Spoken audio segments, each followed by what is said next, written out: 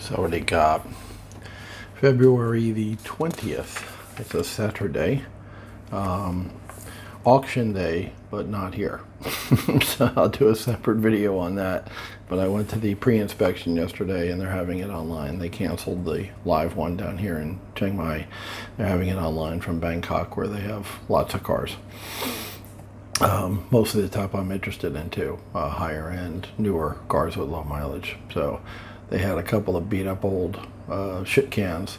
I actually still might buy one, which I was going to talk about in the auction video. If I buy a Toyota Corolla, right, to fix and sell, and I'm driving it and I get a buyer, I have nothing to drive. And with me rehabbing condos, a truck, I drove an F-150 for a long time in Jacksonville because, you know, you pick stuff up at the store, you get a cabinet for a place, whatever, trucks come in handy. So I'm thinking about buying a Toyota, like a beat up old, 13 years old, like an 07, 250,000 kilometers on it, which I'd have to look up how many miles it is. I haven't learned the conversion factor yet.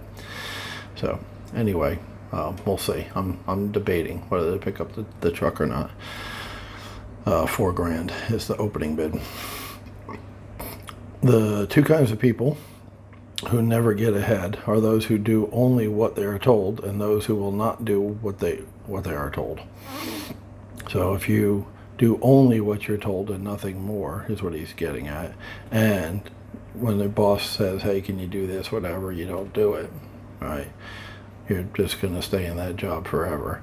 And I'm okay with that if you're using all your energy and your brain power and your resources on a side hustle that you hope is going to become your main job, working for yourself, doing something different. It could be any business too. It doesn't have to be real estate or flipping. Any business on the side. A buddy of mine, I'm encouraging. He works as an electrical contractor for a commercial firm, and works long hours. And I'm trying to get him going with digital marketing because he's good at it. He's done it before, offering digital marketing for other people. Remember I said I saw that guy on the YouTube videos, Chad. He's doing digital marketing. That's what started it. Now he has the YouTube channel on top of that. But he was able to make a living, especially a Thailand living, by doing digital marketing for businesses that don't know how to use social media and do digital marketing. So trying to get my buddy going on that. I hope he does, so he can retire, because he's worked hard his whole friggin' life. He deserves to have a better life.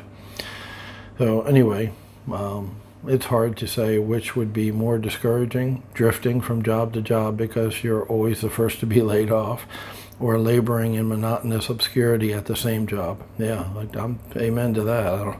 They're both death.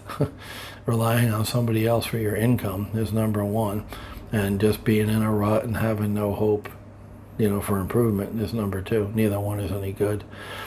The first results from not doing what you were told to do. The second from doing only what you were told to do. You can, quote, get by for a time following either approach, but you'll never get ahead.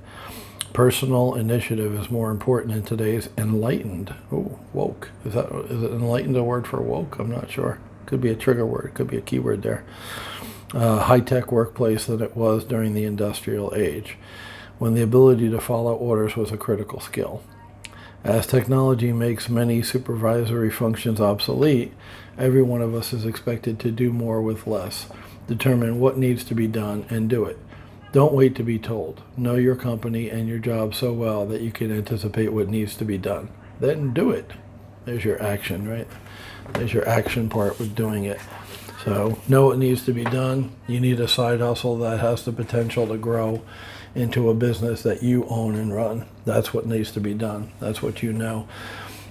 Being loyal to a Fortune 500 company, or even to a small business, man, if you're an employee instead of the owner, being loyal is not what it was back in the 50s, 60s, 70s.